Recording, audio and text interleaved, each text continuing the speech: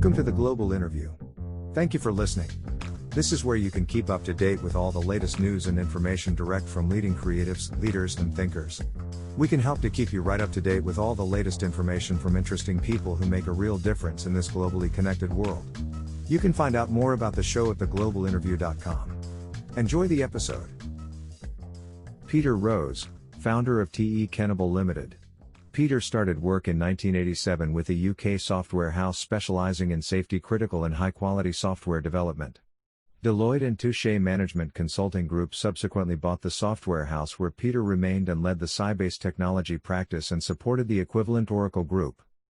Peter left Deloitte to come to Ireland in 1996, where he was employed by Vision Consulting as a senior consultant and project manager.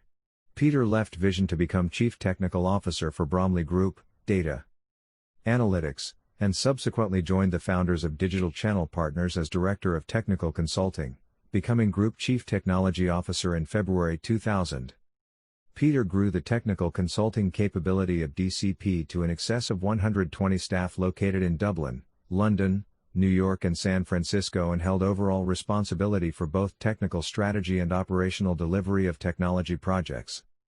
Peter founded TE Cannibal Limited with Nick Connors in 2002 to provide high-quality software solutions to financial services, healthcare, agri-food and the public sector.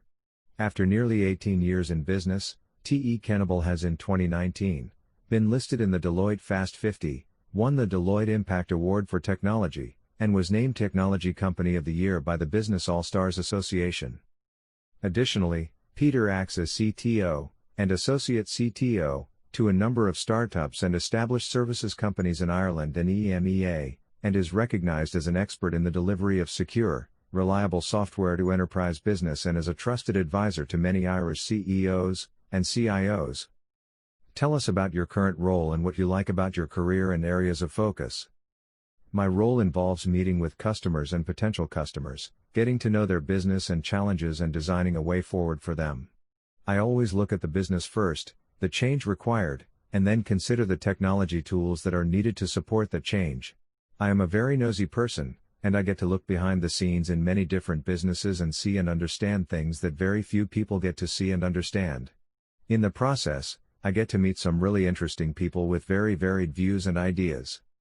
What inspires you, motivates you, helps you to make each day count? I actually really enjoy most of what I do.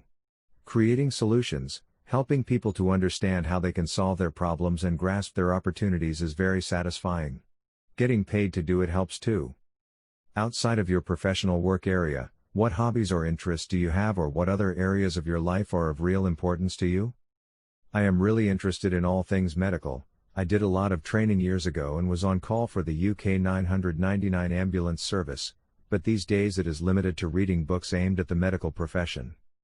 I just love finding out things that are usually reserved for people in a different profession to me. I want to know how stuff works, what makes it break, and how to fix it. When it comes to your life-chosen career, is there a phrase, quote, or saying that you really like? Oh, many. Here are two I use a lot. Do not let perfection be the enemy of good. A problem shared is a problem two people have.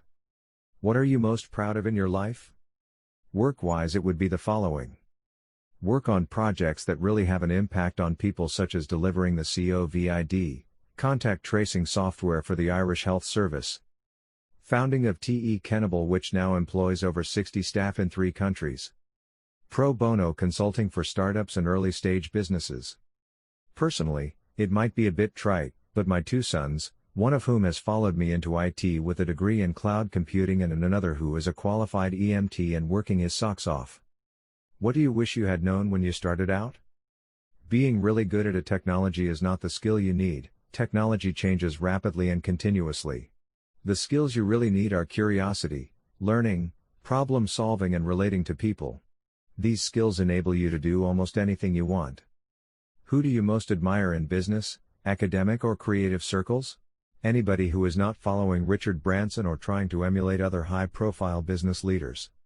Branson and et al. Are successful because they did what felt right to them, and what is right for them in the circumstances of the time is not necessarily going to be right for you now. Do what you feel is the right thing to do. Get the business basics right, and after that own your mistakes and celebrate your successes. What companies, brands or institutions do you like or do you think are getting it right? I am a big fan of McKinsey Consultants. I had the pleasure of working alongside them some years ago. They are genuine, informed and care more about outcomes than fees, as they know outcomes will deliver the fees. On a smaller scale, my local Centra supermarket, where the staff all know their customers' names and seem genuinely happy to see you and always happy to chat. What is the best advice you have ever received? That in TE Kennable, we were delivering fantastic projects but not delivering a business. On the back of that, we hired a CFO, marketing consultant, PR consultant, sales director, a low-code delivery team, and increased our capacity across the board in project management, BA and test, and hired several advisors to set about building a business while delivering fantastic projects.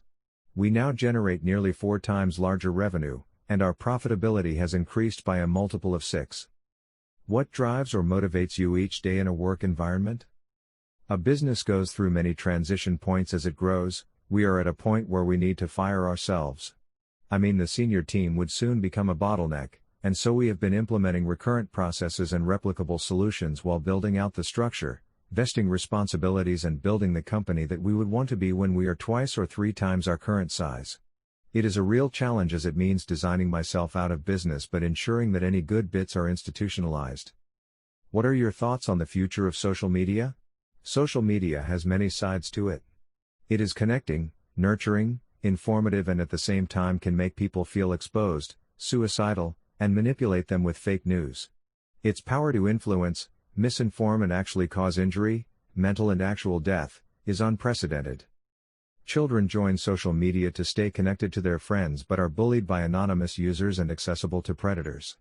We have created this two-headed monster and encouraged it to grow, fed it with our personal details, nourished it with advertising revenue, and entrusted commercial concerns with our protection.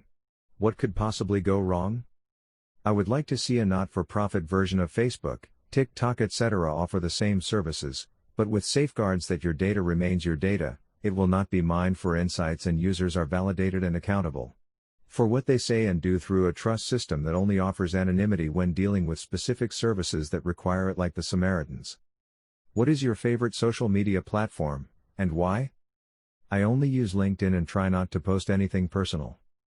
Do you have a mentor, or have you ever been a mentor to anyone? I have many people whose opinions I would trust on different things, but no real mentor as such. No, I do act as a mentor to some startup businesses, but that sounds much grander than the reality. In reality, I listen, provoke a bit, make introductions, help with templates, etc. if I have them, and try to get the person to decide for themselves what to do rather than imposing my vision of correctness on them. How do you network? What is your preferred way to network? My preferred way is infrequently. I really dislike networking events in which everyone is trying to sell something to everyone else, often without any understanding or care for what that person may need/want. I meet people by chance at conferences and the presentations by the Institute of Directors, for example, but mostly by introduction through someone I already know. What advice would you have for someone looking to get into the same area of work? Get checked by your psychologist. IT, in general, is a very demanding profession, aren't they all? If you don't at least like doing it, you simply won't last. What do you feel is the most common reason for people failing or giving up? Giving up, lack of support and encouragement. Failing, not listening to the market and reacting to its needs. How do you define success, and what lessons have you learned so far that you could share with our audience? It is much easier said than done, but happiness is wanting what you have, not having what you want. Success is different for everybody. Some want to conquer the world, some to create a social enterprise, make a difference, and others to make a living while they travel the world. Work out what you really want, what is important to you, what you will regret not doing when you die, and do that. What skills do you feel have helped you to become successful? Who said I was successful? A little bit of bloody-mindedness helps, and as I said earlier, curiosity, learning, problem solving, and relating to people. Is there anything new that you are working on or involved in that you would like to share? A new way to deliver cross-cutting business processes, a strategic move that positions a business to move progressively away from older IT systems and dismantles the artificial team boundaries that they enforced. It improves efficiency, lowers the cost of business and makes new integrated services available to customers. It is digital evolution using low-code platforms, and TE Kennable is leading the thinking and delivery of these today. It really is the future. We have built COVID related systems including contract tracing, temporary hospital admissions and discharge management and data capture and reporting using this approach in weeks. Bespoke software would have taken months. Would you like to share any positive message relating to the global pandemic COVID-19 situation? We have worked on delivering critical systems such as contact tracing and temporary hospital management directly with the Health Service Emergency Response Team and the National Crisis Management Committee.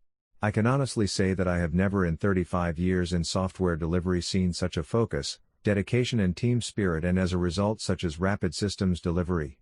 COVID will not always be an emergency, but the positive lessons on project delivery to be taken from it will last a very long time indeed. I can feel a conference presentation coming on. Thank you for listening to this interview on The Global Interview. You can join the Global Interview newsletter at theglobalinterview.com. Thank you for listening to this episode from The Global Interview. We appreciate your support. If you would like to find out more, please visit theglobalinterview.com.